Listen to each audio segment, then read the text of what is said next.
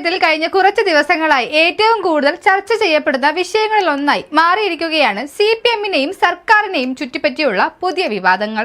കേരള ഹൈക്കോടതി CMRL നൽകിയ ഹർജി തള്ളിയതോടെ EDക്ക് അന്വേഷണം മുന്നോട്ട് കൊണ്ടുപോകാനുള്ള വഴി കൂടുതൽ തുറന്നു കിട്ടി. അതിന് പിന്നാലെ സംസ്ഥാനത്തെ വിവിധ കേന്ദ്രങ്ങളിൽ റെയ്ഡുകൾ നടന്നു.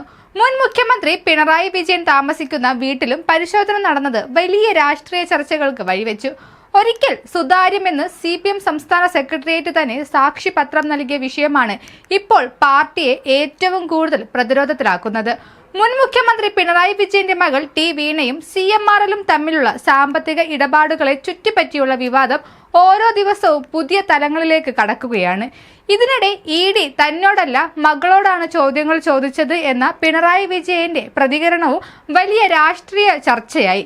CMRL നൽകിയ 2.78 കോടി രൂപയ്ക്ക് അനുയോജ്യമായ സേവനം നൽകിയിട്ടില്ല എന്ന് വീണ തന്നെ നൽകിയ മൊഴിയിൽ വ്യക്തവുമാണ്.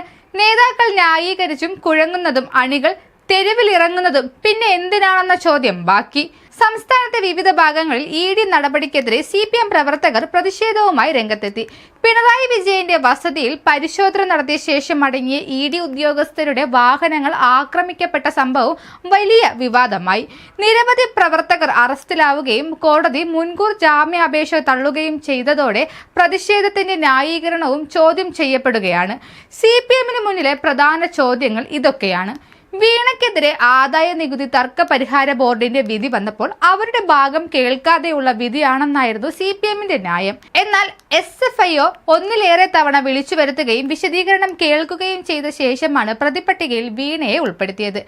ED ഇപ്പോൾ വന്നതാകട്ടെ അന്വേഷണം സ്റ്റേ ചെയ്യണമെന്ന CMRL-ന്റെ ഹർജി ഹൈക്കോടതി തള്ളിയതിനെ തുടർന്നും തെറ്റ് ചെയ്തിട്ടില്ലെങ്കിൽ ബോധ്യപ്പെടുത്താൻ നിയമപരമായ മാർഗങ്ങൾ ഉള്ളപ്പോൾ എന്തിന് പാർട്ടി തലയിലേറ്റണം? പാർട്ടി നേതാക്കളുടെ മക്കളോ ബന്ധുക്കളോ പ്രശ്നങ്ങളിലോ കേസുകളിലോ പെട്ടാൽ അവർ തന്നെ അത് നേരിടുകയും പരിഹാരം കണ്ടെത്തുകയും വേണമെന്ന ന്യായം പിണറായിയുടെ കാര്യത്തിൽ എന്തുകൊണ്ട് ബാധകമല്ല? അന്വേഷണ ഏജൻസികൾ ഒന്നും തന്നെ പിണറായിയിലേക്ക് വിരൽ ചൂണ്ടാതിരിക്കവേ വീണയ്ക്കെതിരെയുള്ള അന്വേഷണത്തിന് എന്തിനാണ് പാർട്ടി ഭയപ്പെടുന്നത്? ചോദ്യങ്ങൾക്കുള്ള ഉത്തരം ഇതുവരെ പാർട്ടിയോ പാർട്ടി പ്രവർത്തകരോ നൽകിയിട്ടില്ല. ഇതോടെ CPM-ന് മുന്നിൽ ഉയരുന്ന പ്രധാന ചോദ്യം രാഷ്ട്രീയമല്ല, വിശ്വസ്തതയുടേതാണ്.